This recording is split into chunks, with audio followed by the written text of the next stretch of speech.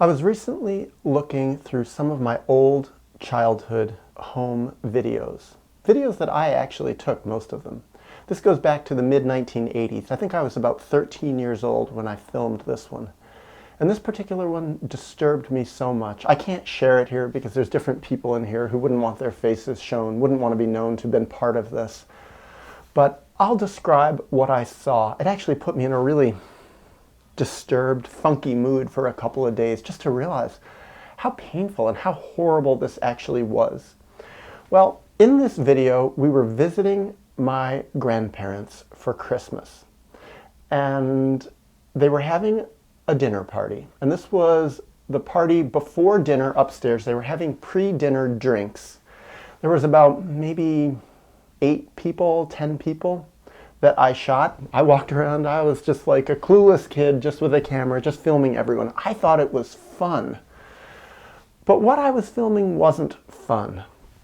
The first thing I saw is I was filming my mom, and she was high. High on marijuana. She was high on marijuana a lot of my childhood. I never knew that until later on when I figured out what marijuana is, when I caught her, when she talked about it, when she later admitted some stuff about how much she had smoked marijuana with my dad. She was a real pothead. She used marijuana to distance herself from her feelings, and her feelings were very, very overwhelming and painful.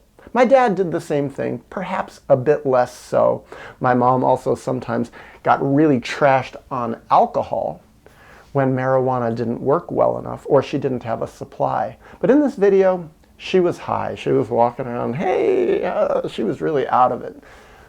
Yet normal, such that at the time I didn't realize she was being anything other than my mom. Now with hindsight, I can realize this was high. Well, and then there was my dad. My dad was anxious. He never felt comfortable around my mom's parents, especially my mom's father, for reasons I'll get into what I saw in the video. So my dad was sitting there anxiously doing this, stressed out, and he was telling a sexual story. A weird, uncomfortable, inappropriate sexual story. And nobody was really listening to them because in my mom's family, pretty much nobody really liked my dad that much. So they kind of humored him a little bit. They let him tell his story. But there he was, and I'm filming this. He's telling this in front of me, age 13, an inappropriate story. So that was part 2. Part 3, there's my grandfather sitting, drinking, having a drink, a good stiff drink. I don't know what he was having, gin or vodka, something like that. Straight, with a little bit of ice in it. Just drinking, looking very important, holding court, completely ignoring me. Everybody, by the way, was ignoring me. Sitting next to my grandfather is not my grandmother, but my grandfather's girlfriend, who was his former psychotherapy patient. My grandfather had been a psychologist and a psychotherapist, and he ended up seducing one of his clients, who incidentally was 35 years younger than him. Younger than my mother, actually. And there she was sitting next to him, also having a drink, and she was sitting in the position of importance and power next to him, right at his side.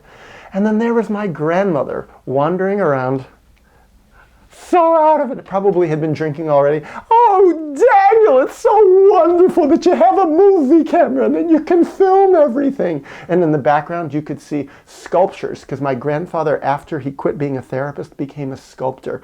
And what would he make sculptures of? His girlfriend, nude. So there was nude sculptures around. All around their property was nude sculptures. I have video of these nude sculptures.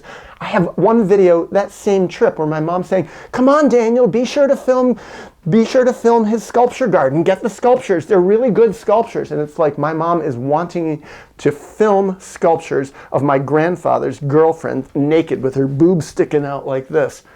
My grandmother put up with this. They thought it was a good thing. Except secretly, my grandmother hated it, which is why my grandmother, every night, pretty much, especially when his girlfriend would come around, would get drunk. She was probably already a bit drunk by then, like I said, but certainly if I'd filmed this 2 hours later, this is what we would have seen with my grandma. Oh, Daniel, I love you so much. You're the best grandmother I ever had. And sometimes she would cry and cry. This went on well into her 90s. So, this is the dynamic. Oh, also, by the way, as my dad's telling the sexual story, he's smoking a cigarette inside. There's smoke everywhere, which I'm breathing. Then they had 4 friends over. Young people. People who were cool and hip and young. Basically, people who all accepted this extremely bizarre, inappropriate, disturbed dynamic. And what's going on is everybody's hanging out like this is the most normal thing in the world. And what's so sad is for me as a child, as a boy, preteen, teenage years, even after I was a teenager, for a while, I felt this was normal because this was what I saw all the time. And in hindsight, I realized this goes to show just how absolutely sick normal can be.